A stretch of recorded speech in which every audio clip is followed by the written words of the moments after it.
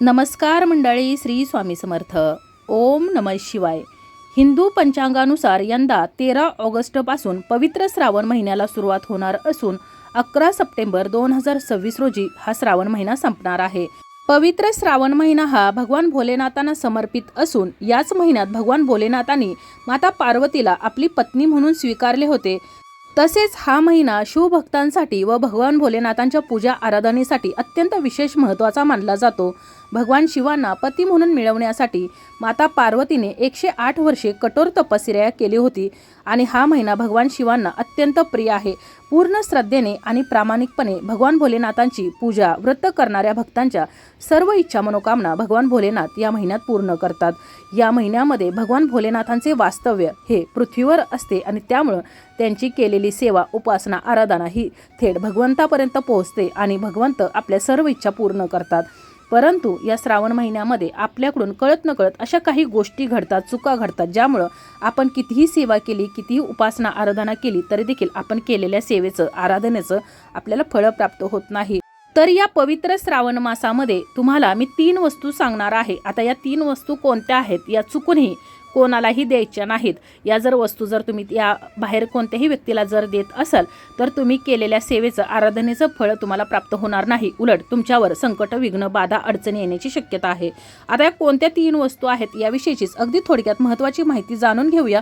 पण त्यापूर्वी चॅनलवर जर नवीन असाल तर चॅनलला सबस्क्राईब करा, जेणेकरून आपले असेच येणारे नवनवीन माहितीमय आणि भक्तिमय व्हिडिओ तुमच्यापर्यंत पोहोचत राहतील. तसेच व्हिडिओ पाहताना व्हिडिओला कमेंट करायला देखील विसरू नका. कमेंटमध्ये हर हर महादेव आणि ओम नमः शिवाय लिहायला अजिबात विसरू नका. भगवान भोलेनाथांना प्रसन्न करण्यासाठी या पवित्र श्रावण मासामध्ये अनेक व्रत, वैकल्ये, उपवास, पूजा, आराधना, सेवा केल्या जातात आणि भोलेनाथ हे देखील आपल्या भक्तांवर खूप लवकर प्रसन्न होतात आणि त्यांना इच्छित वर प्रदान करतात. एकीकडे चांगले कार्य करून आपण भगवान भोलेनाथांना प्रसन्न करू शकतो, तर दुसरीकडे जर श्रावण महिन्यात आपण काही गोष्टी केल्या तर आपल्या घरातून सुख समाधान निघून जातं आणि आपल्याला दुःखाची प्राप्ती होते. मी तुम्हाला आज ज्या वस्तू सांगणार आहे तर त्यापैकी कोणतीही वस्तू एखाद्याने तुम्हाला उधार किंवा पैसे देऊन जरी मागितली तरी देखील चुकूनही तुम्हाला ही वस्तू तुमच्या मित्र असू दे किंवा नातेवाईक असू दे किंवा इतर कोणीही असू दे, कितीही जवळचा असू दे, तरी देखील तुम्हाला ती द्यायची नाही. या वस्तू कोणत्या आहेत हे आपण आता पाहणार आहोत. सध्याच्या काळात उधार देणं घेणं हे गरजेचं झालं आहे. एखादी व्यक्ती दुसऱ्याला यासाठी उधार देते की त्याला चांगल्या फळाची प्राप्ती व्हावी किंवा काही व्यक्ती समाजात मान वाढावा म्हणून सुद्धा उधार देतात. परंतु जर श्रावण महिन्यात तुम्ही या वस्तू दुसऱ्यांना उधार देत असाल किंवा दान म्हणून देत असाल तर या गोष्टीला सक्त मनाई केलेली आहे.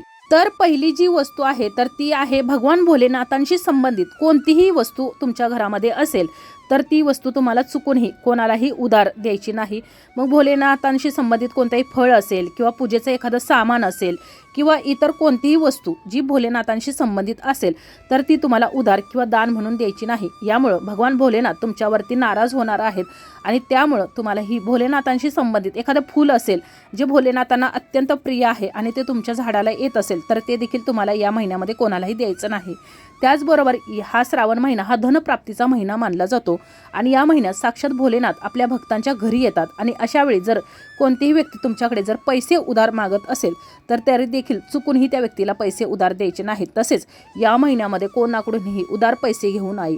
असं म्हणतात की श्रावण महिन्यामध्ये दिलेले उधार पैसे आपल्याला परत मिळत नाही आणि जर तुम्ही दुसऱ्याकडून या महिन्यात जर पैसे उधार घेतले तर तुमचं कर्ज वाढत जातं, चढत जातं आणि ते कमी होत नाही. त्यामुळे या महिन्यामध्ये चुकूनही आपण कोणाला उसने पैसे, उधार पैसे द्यायचे नाहीत किंवा एखाद्याकडून आपण उसने पैसे घेणंही टाळायचं आहे पूर्णपणे. तसेच या पवित्र श्रावण महिन्यामध्ये भगवान भोलेनाथांची पूजा करताना त्यांना दूध, दही याने अभिषेक केला जातो.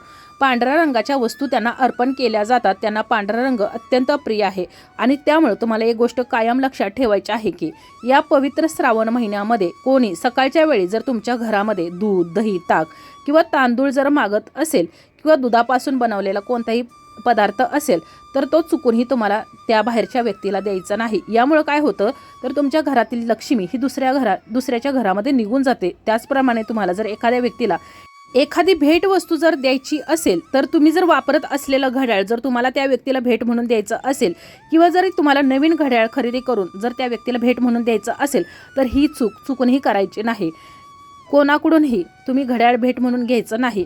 किंवा तुम्ही कोणत्याही व्यक्तीला भेट म्हणून घड्याळ द्यायचं नाही, कारण प्रत्येक व्यक्तीबरोबर त्याची चांगली किंवा वाईट वेळ चालू असते आणि असे घड्याळ दिल्यानं किंवा घेतल्यानं त्या व्यक्तीची वाईट वेळ आपल्याकडे येते किंवा चांगली वेळ आपली त्याच्याकडे निघून जाते। आणि त्यामुळे या श्रावण महिन्यामध्ये कोणालाही घड्याळ दान म्हणून किंवा उधार म्हणून किंवा भेट म्हणून देखील देऊ नका आणि दुसऱ्याकडून ही घड्याळ भेट म्हणून घ्यायचं नाही। त्याचबरोबर आपल्याला जर एखाद्याला भेटवस्तू द्यायची असेल तर त्यामध्ये गणपती बाप्पांची आणि माता लक्ष्मीची मूर्ती कधीही भेटवस्तू म्हणून द्यायची नाही।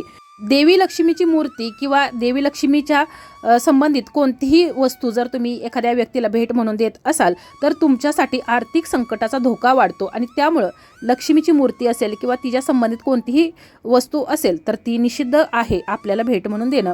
आता या वस्तूंसोबतच लोखंडी ज्या वस्तू असतात तर त्यामध्ये तवा, कढई किंवा इतर कोणतीही लोखंडी भांडी आपल्या घरामध्ये असतात तर ती किंवा धारदार शस्त्र ही कोणालाही या श्रावण महिन्यामध्ये दान किंवा भेट म्हणून किंवा एखाद्याला वापरण्यासाठी देखील चुकूनही द्यायची नाही। यांचा संबंध शनीशी मानला जातो आणि त्यामुळं या लोखंडी वस्तू ज्या आहेत, लोखंडाची कोणतीही वस्तू असेल तर ती तुम्हाला कोणत्याही बाहेरच्या व्यक्तीला द्यायची नाही। त्याचबरोबर काळ्या रंगाची जी कपडे आहेत तर ती या श्रावण महिन्यामध्ये अशुभ मानली जातात, म्हणजेच श्रावणात काळा रंग हा अशुभ मानला जातो आणि त्यामुळे तुम्हाला जर दान धर्म करायचा असेल, एखाद्याला जर भेटवस्तू द्यायची असेल तर त्यामध्ये चुकूनही काळ्या रंगाचा वापर करायचा नाही। काळ्या रंगाचं वस्त्र असेल किंवा कोणतीही काळ्या रंगाची वस्तू असेल तर ती चुकूनही कोणत्याही बाहेरच्या व्यक्तीला भेट म्हणून किंवा उधार म्हणूनही द्यायची नाही। त्याचबरोबर मोहरीचं तेल या पवित्र श्रावण मासामध्ये देणं टाळायचं आहे। दान म्हणून किंवा उधार म्हणून कशाही प्रकारे तुम्ही हे मोहरीचं तेल आपल्या घराबाहेर जाऊ द्यायचं नाही। या मोहरीचा तेलाचा वापर तुम्ही घरातील देवघरातील दिवा प्रज्वलित करण्यासाठी वापरायचा आहे किंवा पिंपळाच्या झाडाखाली तुम्ही दिवा जो प्रज्वलित करणार आहात तर त्यासाठी तुम्हाला हे मोहरीचं तेल वापरायचं आहे। त्याचबरोबर चामड्याच्या ज्या वस्तू असतात, म्हणजे चामड्यापासून बनवलेल्या ज्या काही वस्तू आहेत, बेल्ट असेल, बूट असेल किंवा कोणतीही इतर वस्तू असेल तर ती देखील तुम्हाला या पवित्र श्रावण मासामध्ये कोणत्याही व्यक्तीला भेट म्हणून किंवा उधार म्हणून द्यायची नाही। हे देखील अशुभ मानलं जातं। आता या मी ज्या तुम्हाला काही वस्तू सांगितलेल्या आहेत तर त्या तुम्हाला चुकूनही तुमच्या घराच्या बाहेर जाऊ द्यायच्या नाही। यामुळे घरामध्ये वादविवाद वाढू शकतो, घरातील लक्ष्मी काढता पाय घेऊ शकते। त्याचबरोबर या श्रावण मासामध्ये मी अगोदर सांगितलं त्याप्रमाणे काळ्या रंगाचे कपडे दान केले जात नाहीत, कारण काळा रंग अशुभ आहे। परंतु श्रावणात पांढरा रंग, हिरवा रंग हा अत्यंत शुभ मानला जातो आणि त्यामुळं तुम्हाला जर दान धर्म करायचा असेल तर तुम्ही पांढऱ्या रंगाची कपडे किंवा हिरव्या रंगाची कपडे ही दान म्हणून देऊ शकता।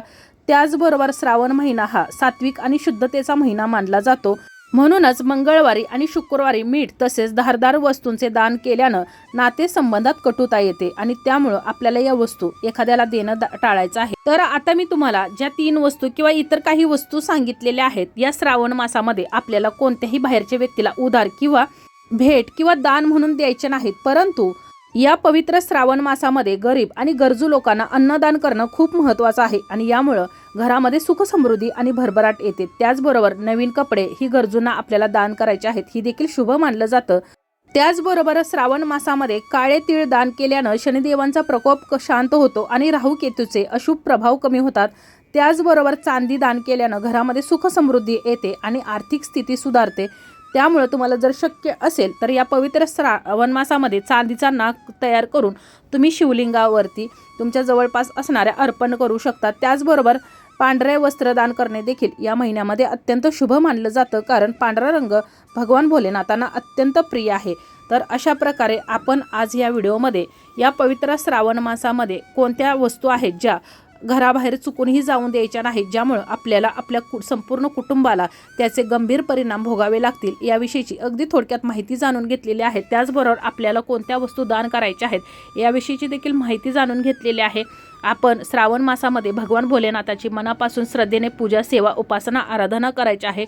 भगवान भोलेनाथ आपल्या भक्तांच्या सर्व इच्छा मनोकामना पूर्ण करतात आणि म्हणूनच हा महिना अगदी सात्विकतेने आपल्याला पाळायचं आहे। कोणाशी भांडण करायचं नाही, कोणाशी वादविवाद करायचं नाही, कुणाविषयी मनामध्ये वाईट विचार आणायचे नाहीत आणि हा जो महिना आहे तर तो भगवंतांच्या नामस्मरणात आपल्याला घालवायचा आहे, जेणेकरून भगवान भोलेनाथांची कृपा आपल्याला आणि आपल्या संपूर्ण कुटुंबाला लाभणार आहे आणि आपल्यावरील, आपल्या कुटुंबावरील सर्व संकट विघ्न दूर होणार आहेत।